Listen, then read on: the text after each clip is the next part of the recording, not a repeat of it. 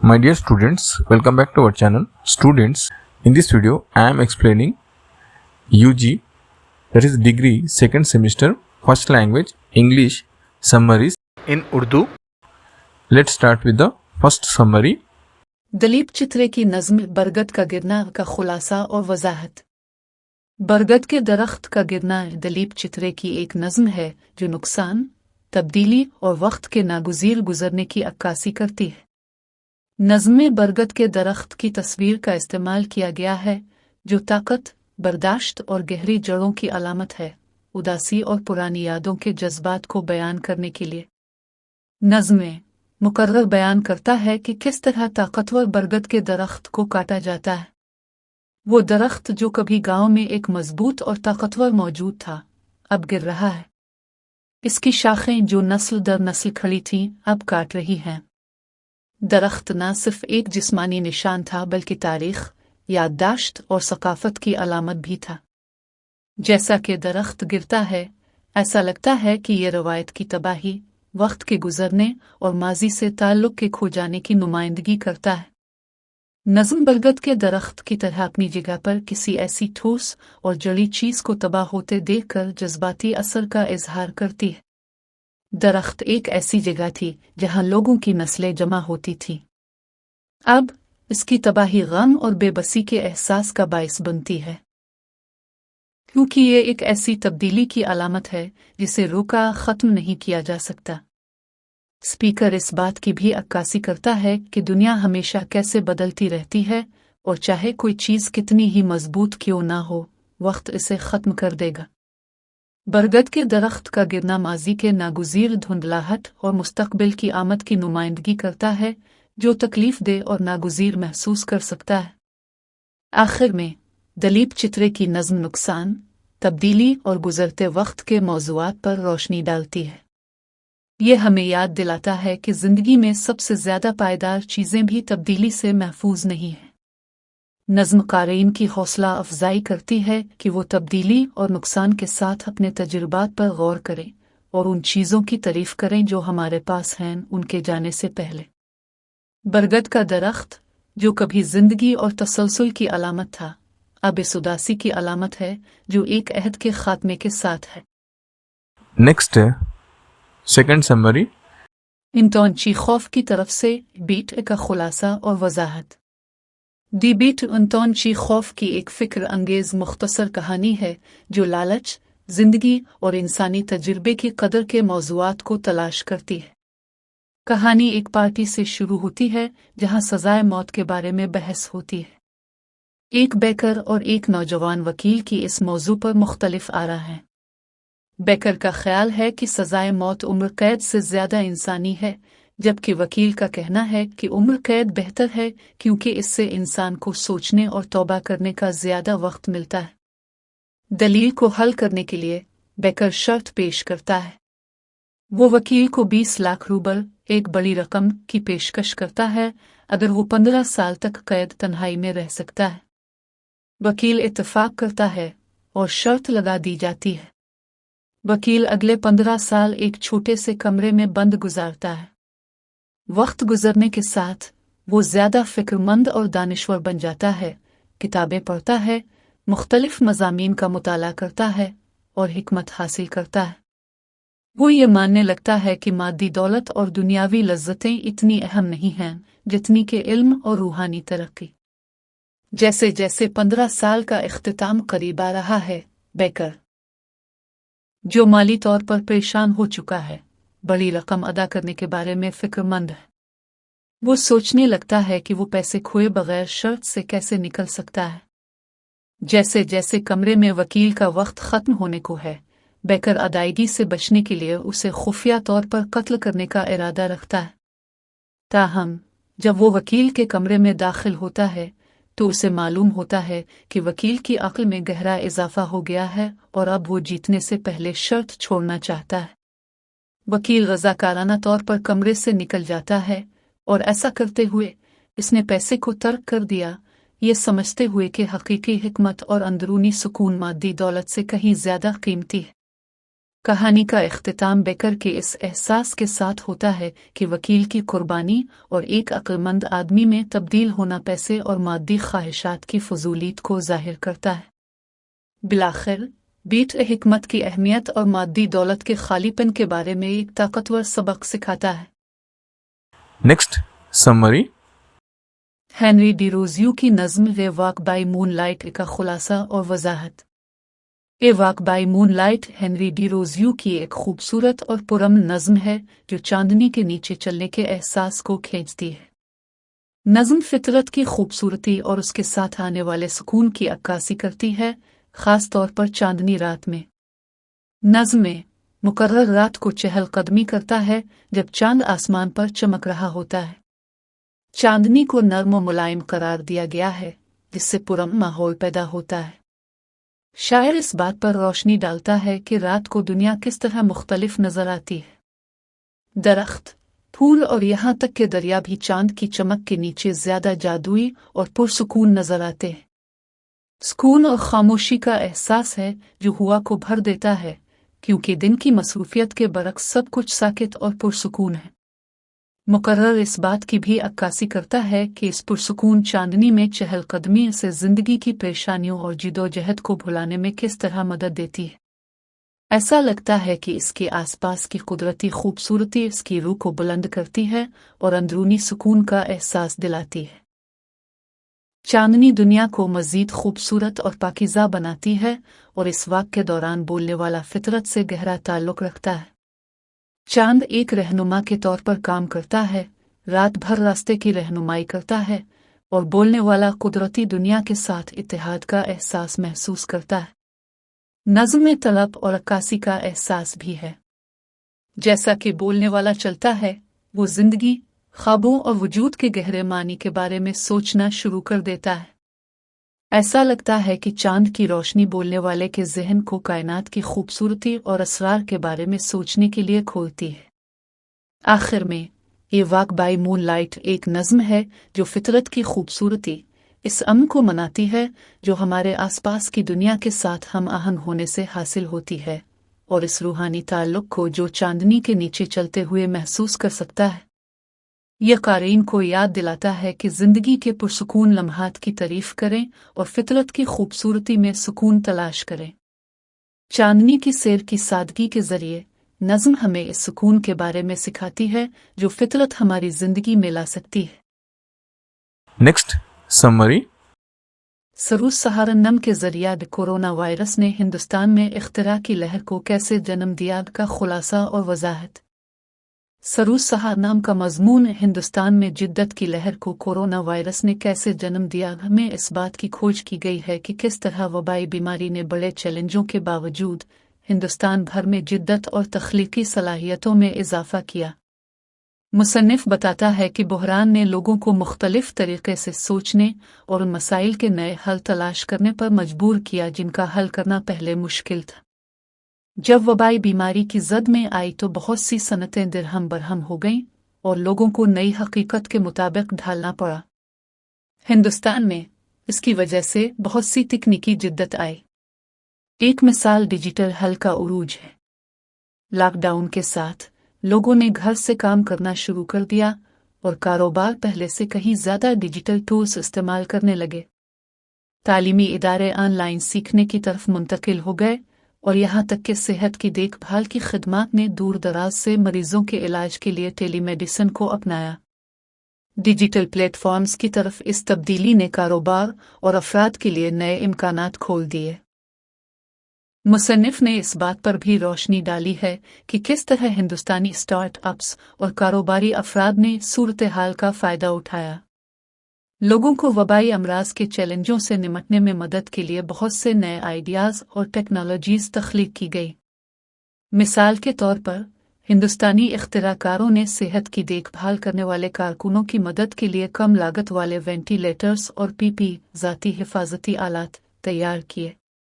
मकामी मैन्युफैक्चरर्स ने भी बढ़ती हुई मांग को पूरा करने के लिए फीस मास्क और सैनिटाइज़र जैसी ज़रूरी मसनूआत तैयार करना शुरू कर दी। मज़ीद ये कि वबाई मर्ज़ ने ताउन और बरादरी के जज्बे की हौसला अफजाई की। लोगों ने मिलकर मसाइल को हल करने और हल पैदा करने के लिए काम किया। इख्तिरा की इस लहर ने न सिर्फ वबाई मर्ज से लड़ने में मदद की बल्कि हिंदुस्तान को सेहत की देखभाल और टेक्नोलॉजी जैसे अहम शुबों में मज़ीद खुद इन्हिसार बनने का मौका फराहम किया। आखिर में मज़मून इस बात पर जोर देता है कि किस तरह कोरोना वायरस वबाई बीमारी, जबकि इब्तिदा में खौफ और गैर यकीनी की वजह थी, हिंदुस्तान में जिद्दत की लहर का बाइस बनी। इसने लोगों को तख्लीकी हल तलाश करने और नई टेक्नोलॉजीज़ को अपनाने पर मजबूर किया। चैलेंज के इस दौर ने हिंदुस्तानी कारोबारियों, सनतों और मजमूई तौर पर समाज की लचक और मुवाफ़क़त को ज़ाहिर किया है, जिससे मुस्तक़बिल के लिए मुस्बत असरात मुरतब होंगे। Next summary. सौजाता भट्ट की नज़्म एक मुख्तलिफ तारीख़ का खुलासा और वज़ाहत। सजाता भट्ट की एक मुख्तलिफ तारीख़ एक फ़िक्र अंगेज़ नज़्म है जो इस्तेमाल, ज़बान और सकाफ़ती शनाख्त के असरात को तलाश करती है। नज़्म इस बात की अक्कासी करती है कि किस तरह तारीख़ ने लोगों की ज़िंदगियों को तश्कील दिया है, ख़ास तौर पर हिंदुस्तान के नौआबादियाती माजी और इसमें अंग्रेज़ी ज़बान के किरदार के तनाज़ुर में। नज़्म में मुकर्रर गैर मुल्की ताकतों, ख़ास तौर पर हिंदुस्तान पर बरतानवी इस्तेमाल के असर और रसूख की वजह से असल सकाफ़ती जड़ों के खो जाने की बात करता है। नज़्म का आगाज़ इस बात की अक्कासी करते हुए होता है कि फ़ातिहीन की ज़बान अंग्रेज़ी किस तरह हिंदुस्तानी मुआशरे में इतनी गहराई से सरायत कर गई है, ख़यालात, तालीम और इब्लाग की तशकील। भट्ट इजहार करते हैं कि ज़बान में यह तब्दीली सिर्फ़ अल्फाज में तब्दीली नहीं है, बल्कि शनाख्त में तब्दीली है। शायर ज़बान की अहमियत पर भी बात करता है और ये कि ये किस तरह अफराद को अपने वर्से से जोड़ती है।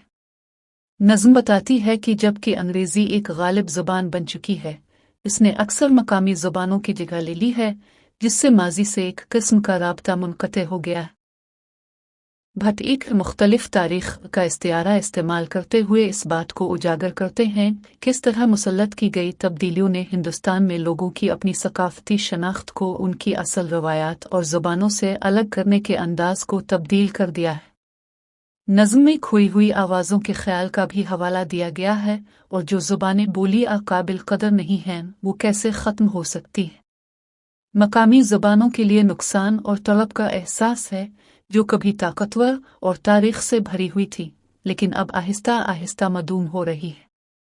भट्ट की नज़्म माजी और हाल के दरमियान इस तनाव की अक्कासी करती है, क़ारीन को इस बात पर गौर करने की ताकीद करती है कि ज़बान न सिर्फ राब्ते बल्कि शनाख्त और सकाफ़त को भी तश्कील देती है। आखिर में एक मुख्तलिफ तारीख़ एक नज़्म है जो हिंदुस्तान में सकाफ़त और ज़बान पर नौआबादियाती तारीख़ के असरात को तलाश करती है। यह क़ारीन को गैर मुल्की असरात के बावजूद अपनी मादरी ज़बानों और सकाफ़ती जड़ों के तहफ़्फ़ुज़ की अहमियत के बारे में सोचने पर मजबूर करता है। नज़्म नुकसान का एहसास दिलाती है बल्कि अपने असल वर्से से दोबारा जुड़ने और उसकी कदर करने की काल भी देती है। Next summary. टोनी मॉरिसन के नोबल लेक्चर 7 दिसंबर 1993 का खुलासा और वज़ाहत। टोनी मॉरिसन का नोबल लेक्चर जो 7 दिसंबर 1993 को दिया गया, अदब, नस्ल और मुआशरे में मुसन्निफ़ के किरदार पर एक ताकतवर अक्कासी है। इस लेक्चर में मॉरिसन कहानियों की अहमियत के बारे में बात करते हैं और ये कि वो दुनिया के बारे में हमारी समझ को किस तरह तश्कील दे सकते हैं, ख़ास तौर पर उन लोगों की आवाज़ें जो मज़लूम हैं। अपने लेक्चर में मॉरिसन नस्ल परस्ती के असरात और उन तरीक़ों पर बहस करती हैं जिनमें अफ्रीकी नजात अमरीकी मुसन्निफ़ीन ने पसमानदा कम्युनिटीज़ के तजुर्बात के इजहार के लिए अदब का इस्तेमाल किया है। वो बताती हैं कि किस तरह सियाफ़ाम लोगों की कहानियाँ और उनकी जिदोजहद को मरकज़ी धारे की सकाफ़त में अक्सर नज़रअंदाज खामोश कर दिया जाता है। मॉरिसन इन आवाज़ों को सुनने की ज़रूरत पर जोर देते हैं क्योंकि ये इंसानी हालत में मुनफरद बसीरत पेश करते हैं। मॉरिसन ज़बान की ताकत के बारे में भी बात करता है।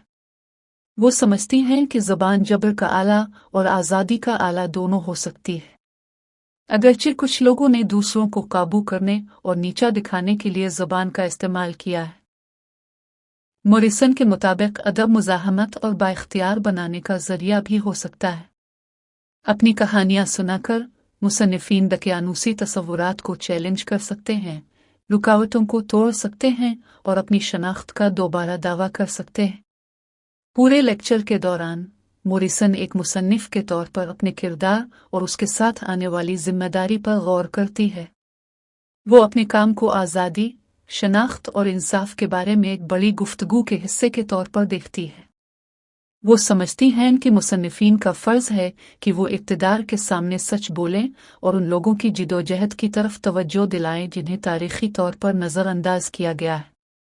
आखिर में टोनी मॉरिसन का नोबल लेक्चर कहानी सुनाने की ताकत और मज़लूमों को आवाज़ देने की अहमियत का जश्न है। ये एक याद दहानी है कि अदब में तब्दीली की तरगीब देने, नाइंसाफ़ियों को चैलेंज करने और सकाफ़तों के दरमियान लोगों को जोड़ने की सलाहियत होती है। अपने अल्फाज के ज़रिए मॉरिसन हम पर जोर देती है कि हम दुनिया के बारे में अपनी समझ को तश्कील देने में कहानियों की ताकत को याद रखें और उन आवाज़ों को पहचानें जो बहुत तवील अरसे से खामोश हैं। Next summary. मैकबेथ एक्ट आई से लेडी मकबूते की तकरीर का खुलासा और वजाहत। विलियम शेक्सपियर के ज़रिए 5 मंजर। मकबूते एक्ट आई सीन 5 में लेडी मकबूते अपने शौहर मकबूते का एक ख़त पढ़ने के बाद एक ताकतवर और शदीद तकरीर करती है। ख़त में इसे बताया गया है कि मकबूते को काओडोर के थाने का नाम दिया गया है और उसके बादशाह बनने की पेशगोई की गई है। यह खबर सुनकर लेडी मकबूते पुरजोश और खौफज़दा दोनों हैं, क्योंकि वो जानती हैं कि मकबूते मातो कानकशी है, लेकिन वो परेशान है कि शायद इसमें अपने अज़ाइम को पूरा करने की ताकत ना हो। लेडी मकबूते की तकरीर उसकी बेरहम और पुरज़्म फितरत को ज़ाहिर करती है। वो रूहों से इसको गैर जिनसी करने के लिए कहती है और हमदर्दी और मेहरबानी जैसी इसकी निसाई खुसूसियात को छीनने के लिए कहती है, जिसके बारे में इसका ख्याल है कि वो इसे कमज़ोर कर देगी। वो ज़्यादा से ज़्यादा एक मर्द की तरह बनना चाहती है, इक़्तिदार के हुसूल के लिए कोई भी काम, खा कितना ही जालिम क्यों ना हो, करने के काबिल हो। वो मैकबेथ को बादशाह बनने में मदद करने के लिए जो कुछ भी करने की हिम्मत चाहती है, चाहे इसमें कत्ल ही क्यों ना हो। वो मैकबेथ को किसी भी ज़रूरी तरीक़े से ताज पर कब्ज़ा करने के लिए दबाव डालने के अपने मंसूबे के बारे में भी बताती है। इसका मानना है कि मकबूते बादशाह बनने की ख्वाहिश रखती है, लेकिन इसके पास वो काम करने की बड़ी ख्वाहिश नहीं है, जैसे किंग डंकन को कत्ल करना। लेडी मकबूते का ख्याल है कि उसे कार्रवाई करने के लिए उसे दबाव डालना चाहिए। वो महसूस करती है कि अगर मकबूते ने बादशाह बनने की अपनी ख्वाहिश पर अमल नहीं किया तो उनके इम्कानात ख़त्म हो जाएंगे। इसका अज़्म और इंतहाई हद तक जाने की आमादगी उसे एक ऐसे किरदार के तौर पर ज़ाहिर करती है जो अज़ाइम, ताकत और इखलाकी रोकथाम की कमी है। आखिर में लेडी मकबूते की तकरीर इसके मातो कानकशी, जोड़ तोड़ और पुरज़्म किरदार को ज़ाहिर करती है। वो अपने शौहर को बादशाह का ताज पहनाने के लिए कुछ भी करने, हत्ता कि अपनी निस्वानियत और अखलाकियात से दस्तबरदार होने के लिए तैयार है। तकरीर ड्रामे में एक अहम मोड़ की निशानदेही करती है, जिसमें दिखाया गया है कि किस तरह लेडी मकबूते को कत्ल के इर्तिकाब पर मजबूर करेगी, जिसके नतीजे में होने वाले अलमनाक वाक़यात रूनुमा होंगे। इसमें ताकत का मौजू और उसके हुसूल के लिए लोग किस हद तक जाएंगे इसका भी तारुफ कराया जाता है। Next summary. George Bernard Shaw के ज़रिया में अवामी स्पीकर कैसे बना का खुलासा और वजाहत। मुख्तसर में अवामी स्पीकर कैसे बन गया जॉर्ज बर्नार्ड शॉ का एक मिज़ाहिया और बसीरत अंगेज़ मज़मून है, जिसमें वो अवामी तकरीर में अपने गैर मुतवक्के सफ़र का इश्तिराक करते हैं। शॉ ने अवामी सतह पर बोलने के साथ अपने इब्तिदाई तजुर्बात की वजाहत की और बताया कि किस तरह इसने अपनी इब्तिदाई हिचकिचाहट के बावजूद आहिस्ता आहिस्ता एतमाद और महारत पैदा की। मज़मून का आगाज़ शॉ की वजाहत से होता है कि वो हमेशा पुरएतमाद मुकर्रर नहीं था। दर हकीकत इसे शुरू में अवामी तकरीर में कोई दिलचस्पी नहीं थी, ताहम तहरीर में उनका करियर और समाजी और सियासी असबाब में उनकी शमूलियत ने उन्हें स्टेज तक पहुंचाया। शॉ याद करते हैं कि किस तरह शुरू में वो सामेईन के सामने बात करते हुए घबराहट और ख़ुद को गैर यकीनी महसूस करते थे। एक अहम लम्हा जिसकी वजह से शाह ने अवामी तकरीर को कबूल किया वो एक ऐसे ग्रुप की मीटिंग में बात करने की दावत थी जिसके साथ वो शामिल था। अगरचे वो नर्वस था, उसने चैलेंज कबूल कर लिया। इसकी हैरत की वजह से सामेईन ने इसके अल्फाज का मुस्बत जवाब दिया, जिससे इसे कामयाबी का एहसास मिला और इसे मज़ीद बोलने की तरगीब मिली। शाह मज़ाहिया अंदाज में इस बात की भी अक्कासी करता है कि उसने दूसरे बोलने वालों का मुशाहिदा करके मुअस्सिर तरीके से बोलना कैसे सीखा। वो नोट करता है कि कुछ मुकर्ररीन हमेशा सबसे ज़्यादा चमकदार नहीं होते हैं, लेकिन वो अपने खुलूस और जज्बे के साथ सामीन को शामिल करने के काबिल होते हैं। शाह ने महसूस किया कि अवामी तकरीर सिर्फ तकनीक के बारे में नहीं है, बल्कि सामीन से जुड़ने और अपने हकीकी जज्बात का इजहार करने के बारे में है। इस मजमून के ज़रिए शाह अवामी तकरीर के बारे में कीमती असबाक पेश करता है, इस बात पर जोर देते हुए कि कोई भी शख्स मश्क और सही जहनियत के साथ एक अच्छा मुकर्रर बन सकता है। वो मुकम्मल तौर पर कमाल पर तवज्जो मरकूज करने के बजाय एतमाद की अहमियत और सामीन से जुड़ने की सलाहियत को भी उजागर करता है। आखिर में शाह का मजमून तफरीही और मालूमाती दोनों है। इससे पता चलता है कि वो किस तरह हिचकिचाहट का शिकार स्पीकर बनने से किसी ऐसे शख्स के पास गया जिसने वक्त और तजुर्बे के साथ अवामी तकरीर को कबूल करना सीखा। मौजू पर शाह का हल्का फुल्का नुक्ता नज़र मजमून को खुशगवार बनाता है और क़ारीन को अवामी तकरीर में अपने खौफ और चैलेंजों का सामना करने की तरगीब देता है।